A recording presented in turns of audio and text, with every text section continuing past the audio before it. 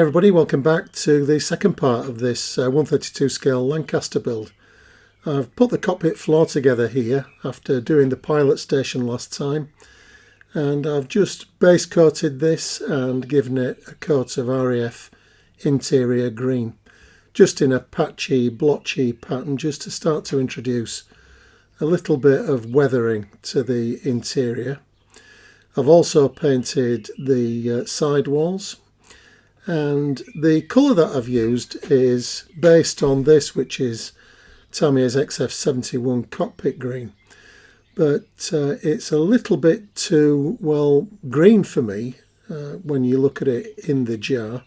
It's pretty close to RAF interior green, but I think it benefits from just letting down a little bit with some grey. In this case, I've used some XF19 sky grey. Just a small amount, just to dull the green down a little bit.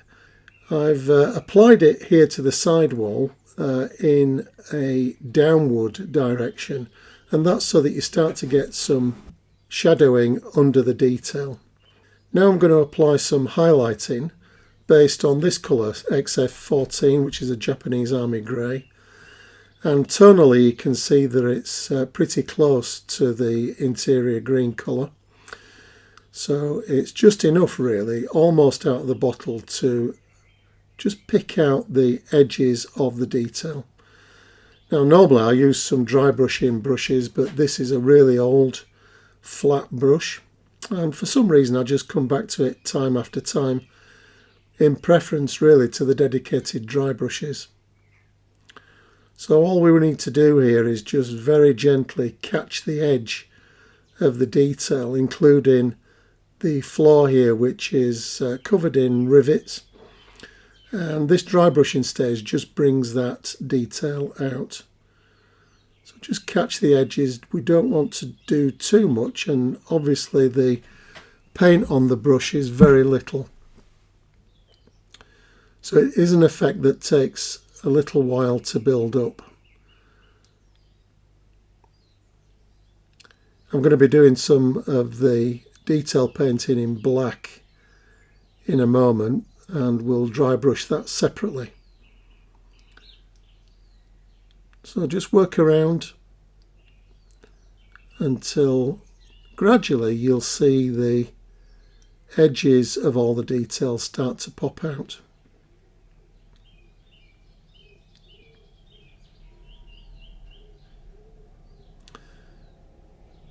And here on the floor you can see those rivets, so the dry brushing's brought those out nicely.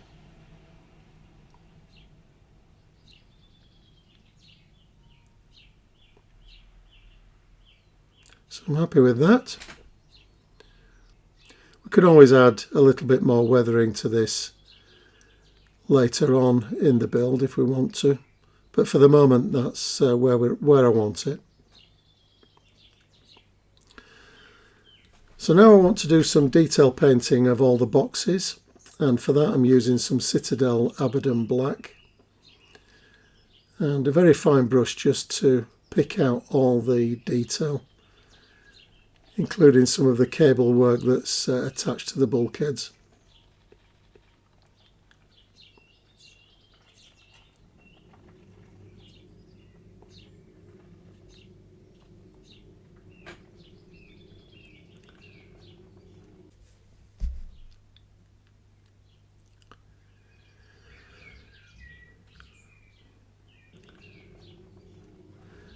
The Citadel paint goes on with a brush really nicely, nice and smooth.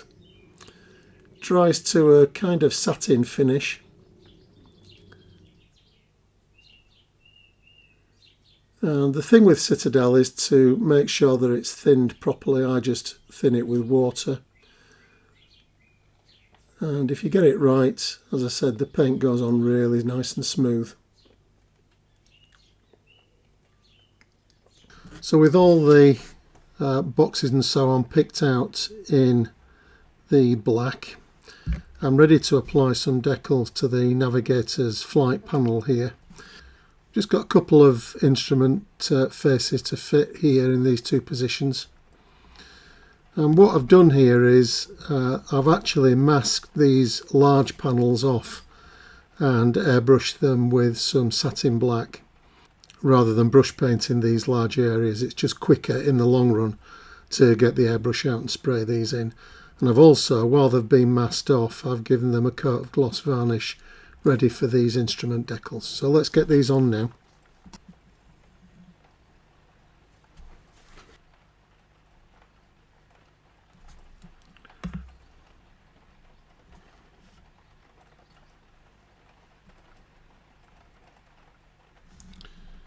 These duplicated a couple of the pilot's instruments. I think they were altitude and airspeed, but I'm not absolutely sure about that. Obviously those two readings would be important for the navigator.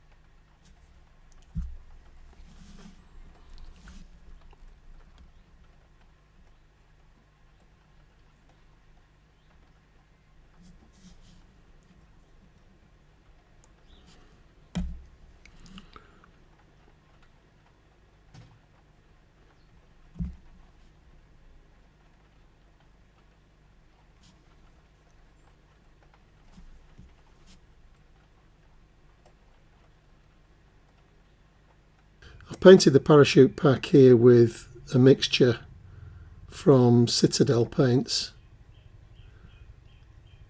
and I'm just going over it with one of their wash colours, which is, it's called Earthshade.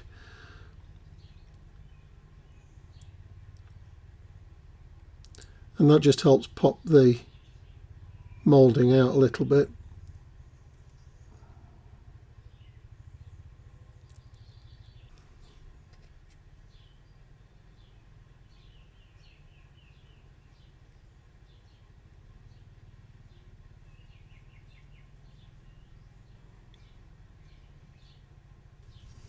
I've also been over the instruments with some Tamiya LP9, that's clear varnish.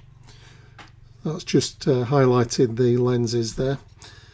And I've done the same on the radio equipment. The seats, I've used some Tamiya XF11, that's Japanese navy green, and that is to match the cushion colour that I used for the pilot's seat in part 1. These little details here on the table are the Morse code keys.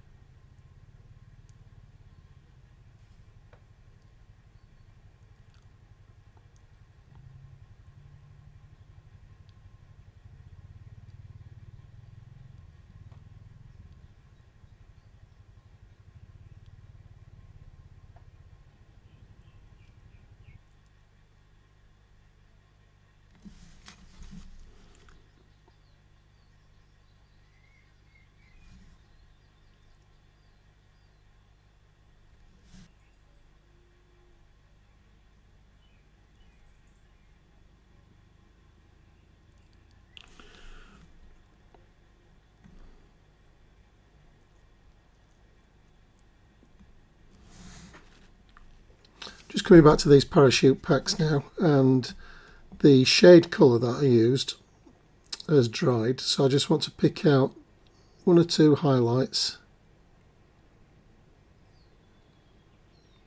So this is just the base colour with a tiny bit of white added to it.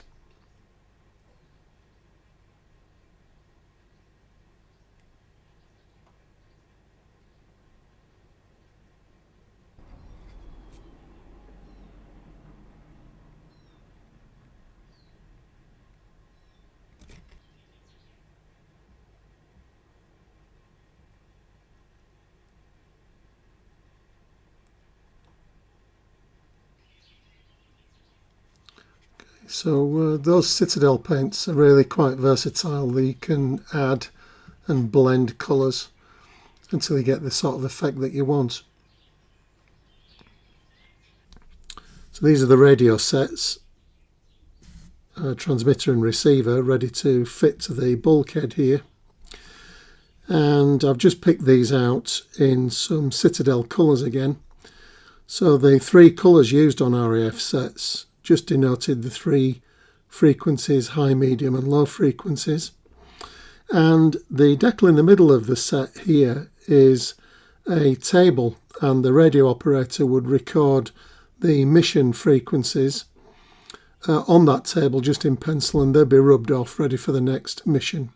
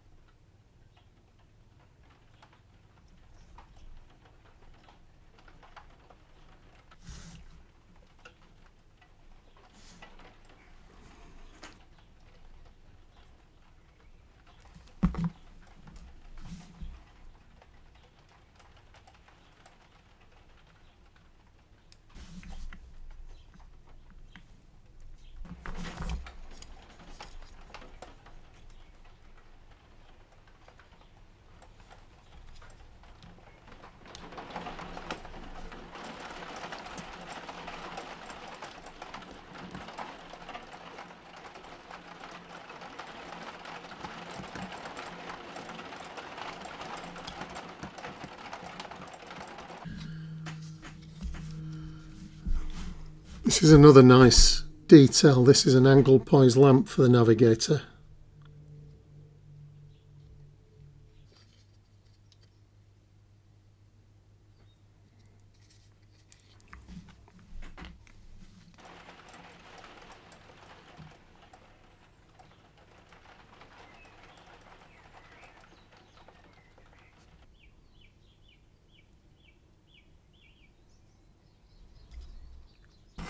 Okay, so that's the side wall ready to fit. We've got the floor, and I've just got some seat belts to do for the navigator's seat and the radio operator's seat. They're provided in photo etched brass in the kit. So I'll get those out, we'll anneal them, shape them and get them painted.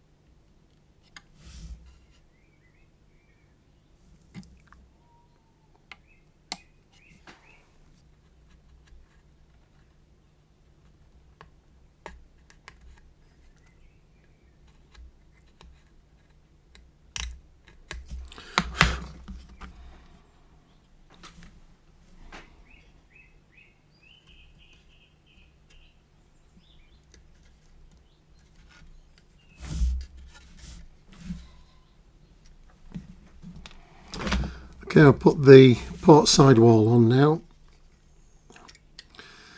This is quite tricky because we've got to get the navigator's table to hook onto this bulkhead here and this support, and we've also got to get the radio operator's seat into this moulding at the back. So we just need to manoeuvre the parts a little bit gently to get them to come together where we want them.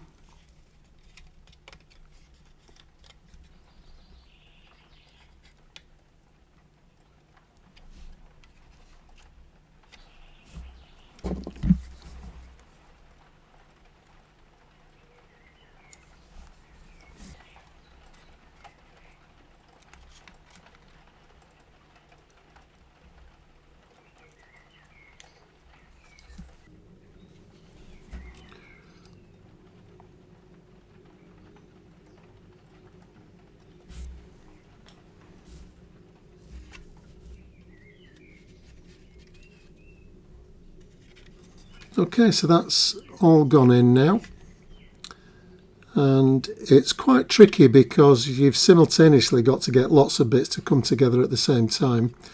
So as I said, this rear section here, which is actually the spar of the wing, has to tuck in under this moulding. You've got to get the navigator's table onto its mountings here, and also there's a slot which goes into one of the instrument boxes underneath.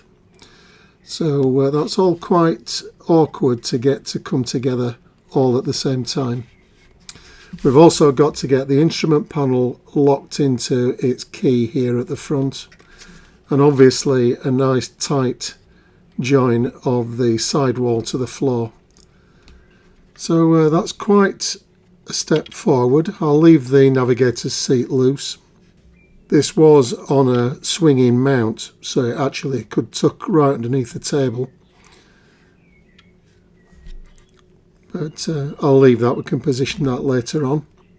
But that's all done now, and next time in part 3 I'll do the same process for the starboard interior, which really the main part of that is the flight engineer's panel. So we'll do that, and also the bomb aimers section as well. That's a very detailed part of the build in the border kit, so we'll take a look at that as well in part 3. And hopefully we'll be able to look to get the nose section joined up, so the outer part of the nose joined onto this assembly here. So that'll be coming up probably in 2 to 3 weeks time. As you know, I've got the Tornado on the bench as well, and I've also got a couple of builds going on over on Patreon. So there's lots going on the bench at the moment. Hopefully some of it's of interest, and it won't be long one way or another before there's another video posted here on YouTube. So until then, look after yourselves everybody, stay safe, and I'll see you in another few days time. Bye for now.